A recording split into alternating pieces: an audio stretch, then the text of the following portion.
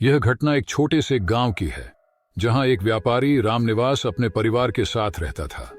वह एक ईमानदार और मेहनती व्यक्ति था, लेकिन उसकी जिंदगी में एक बहुत बड़ा रहस्य था जिसे किसी को भी नहीं पता था। वह अपना जीवन बड़ी मुश्किलों में बिता रहा था, लेकिन कभी भी किसी से अपनी समस्या नहीं बताता था। रामनिवास के दो बेटे थे, विजय और सुनील। विजय एक सरकारी कर्मचारी था और सुनील एक व्यवसायी था। दोनों अपने अपने जीवन में व्यस्त थे, लेकिन रामनिवास की मृत्यु के बाद सब कुछ बदल गया। रामनिवास का अचानक निधन हो गया और उसके परिवार में शोक की लहर दौड़ गई। अंतिम संस्कार के बाद उसके घर पर कुछ रिश्तेदार और परिचित इकट्ठा हुए। उसी समय एक आदमी गाड़ी में आकर घर के सामने रुका। वह एक वकील था और उसने शोक में बैठे परिवार वालों से पूछा, रामनिवास के वारिस कौन हैं? रामनिवास के दोनों बेटे वहां मौजूद थे और उन्होंने एक साथ हाथ उठाकर कहा, हम दोनों ही उनके बेटे हैं। आप हमें क्या बताना चाहते हैं? वकील मुस्कुराते हुए बोला, मैं यहां पैसों के मामले के बारे में बात करने आया हूं। यह मामला 20 साल पुराना है। रामनिवास ने मुझसे कुछ पैसे उधार लिए थे और वह अब ब्याज सहित बहुत बढ़ चुके हैं। मुझे वह रकम वापस चाहिए। विजय, जो सरकारी नौकरी में था, खड़ा होकर बोला, क्या आपके पास कोई सबूत है? मेरे पिताजी ने कभी हमसे कुछ नहीं कहा कि उन पर कर्जा है। वकील ने जवाब दिया, बिल्कुल, मेरे पास सबूत है। मैं एक वकील हूं और मैं बिना किसी सबूत के काम नहीं करता। मेरे पास वह दस्तावेज है जिस पर रामनिवास के हस्ताक्षर हैं। विजय ने उसे चुनौती देते हुए कहा, मैं इस दस्तावेज को नहीं मानता। यह सब सिर्फ झूठ हो सकता है। सुनील, जो व्यवसायी था, भी खड़ा होकर बोला, अगर आपके पास सचमुच कोई दस्तावेज है तो वह हमें दिखाइए, पर मेरे पिता ने कभी हमसे इस बारे में कुछ नहीं कहा।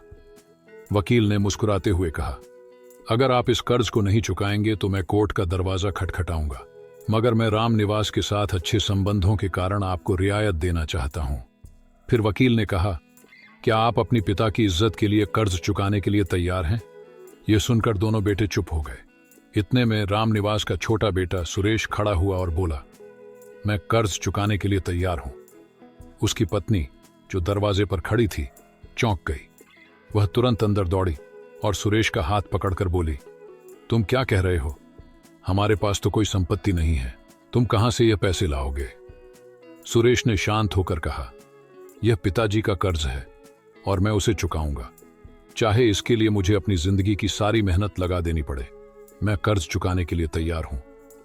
सुरेश की पत्नी ने उसकी बात सुनी और आंसू बहाते हुए बोली, तुम सच में सच्चे इंसान हो। तुमने हमेशा अपने परिवार की इज्जत को सबसे ऊपर रखा है। मैं तुम्हारे साथ हूं।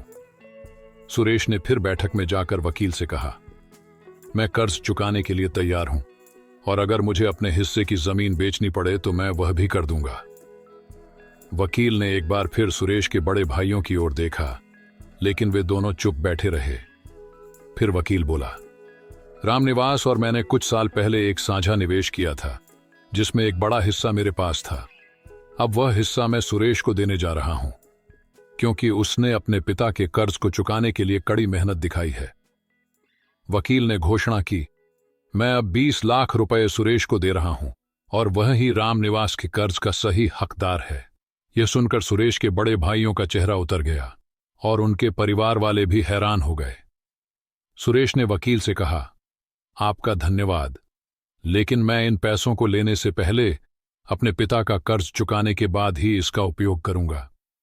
इसके बाद सुरेश के परिवार को उनके इज्जत और संघर्ष के लिए सम्मानित किया गया और सभी ने उसे सराहा। सुरेश की पत्नी ने कहा, ईमानदारी और सच्चाई का रास्ता हमेशा मुश्किल होता है, लेकिन यह रास्ता हमेशा सही होता है। यह कहानी हमें यह सिखाती है कि सच्चाई और ईमानदारी का फल हमेशा मिलता है और किसी भी कठिनाई का सामना करके हमें अपनी जिम्मेदारियों का पालन करना चाहिए।